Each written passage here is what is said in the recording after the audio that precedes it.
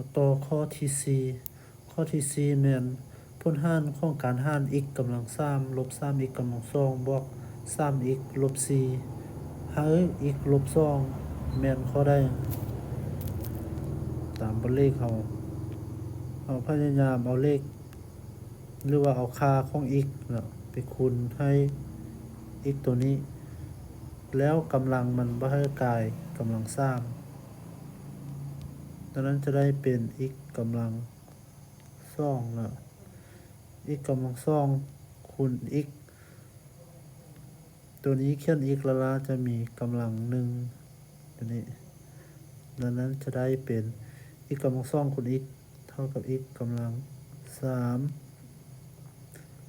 3 x กำลัง2คูณลบ2จะเท่ากับลบ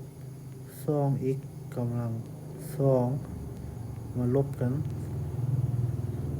ตัวนี้จะเท่ากับ0 x กำลัง3ลบ x กำลัง3ตัวต่อไปลบคูณทางลบลบเป็นบวกจะกลายเป็น2 x กำลัง2ลบ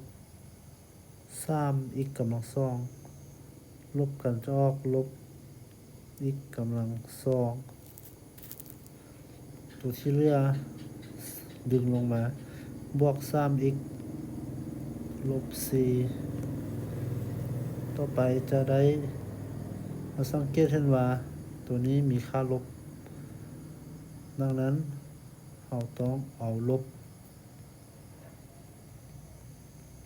x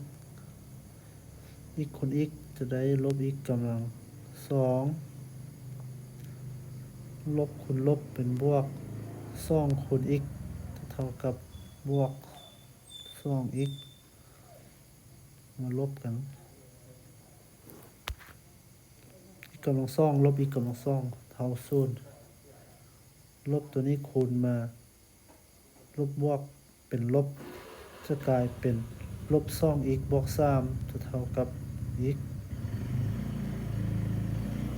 ต่อไปเหลือลบ4เราก็ดึงลงมาสุดท้ายจะได้บวก1นะ1คูณ x เท่ากับ x 1คูณลบ2เท่ากับลบ2มาลบกันนี่เท่า0ลบเป็นบวกจะเศษลบ2ดังนั้น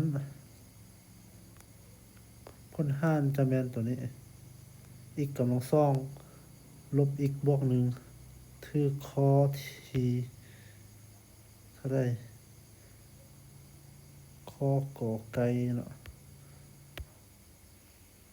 เป็นคำตอบ x กำลัง2ลบ x บวก1